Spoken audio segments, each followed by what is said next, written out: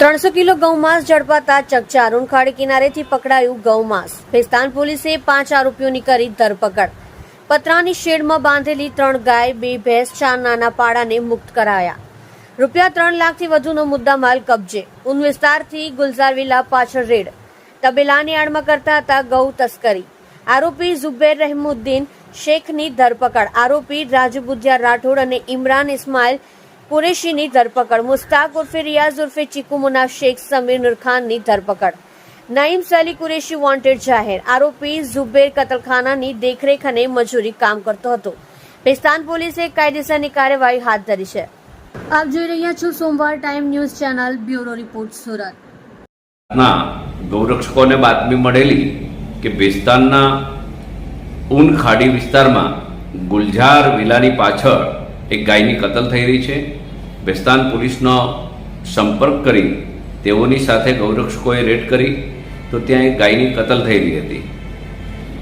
મિત્રો, મહોરમ અને બીજા પણ તહેવારો આવવાની તૈયારી છે ને મહોરમ ચાલી રહી છે. તેમ છતાં આ કસાઈઓ, ગાય કાપવાવાળા લોકો હજી પણ બેફામ છે.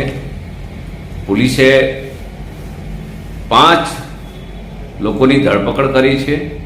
આ 5માંથી 4 લોકો એવા છે કે જે વારંવાર પશુઓની હત્યા કરવામાં ટેવાયેલા છે.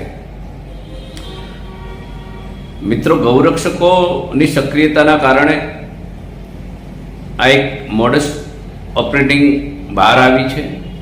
જે લોકો વારંવાર પશુઓ લાવતા ને એક તબેલામાં રાખતા અને પછી ધીરે ધીરે એને એ પશુઓની કતલ કરવા માટે ખાડી કિનારે પશુઓને લઈ જતા. એટલે ભેસ્તાન પોલીસે અને ગૌરક્ષકોએ ખૂબ સારી કામગીરી કરી છે. આ જે લોકો છે એ વારંવાર આવા પશુઓ કાપવાથી ટેવાયેલા છે. એમના ઉપર પહેલાં પણ અગાઉ કેસો થયેલા છે. આ તમામ કસાઈઓ વિરુદ્ધ પાસા સહિતની કડક કાર્યવાહી થવી જોઈએ. એમની જે પ્રોપર્ટી છે એને પણ નાબૂદ કરવાની ખરેખર કડક રીતે કામગીરી કરે તો હું માનું છું કે જે સુરતની અંદર ખાસ કરીને ગૌ હત્યા થાય છે તેના પર પ્રતિબંધ આવશે. આમ પણ પોલીસ હમણાં તમામ જગ્યા પર દરોડા પાડી રહી છે, ખૂબ સક્રિયતા ગૌ હત્યાના મામલામાં દાખવી રહી છે. તો આમાં પણ ખૂબ કડક કાર્યવાહી થાય એવી તમામ ગૌરક્ષકો અપેક્ષા રાખે છે.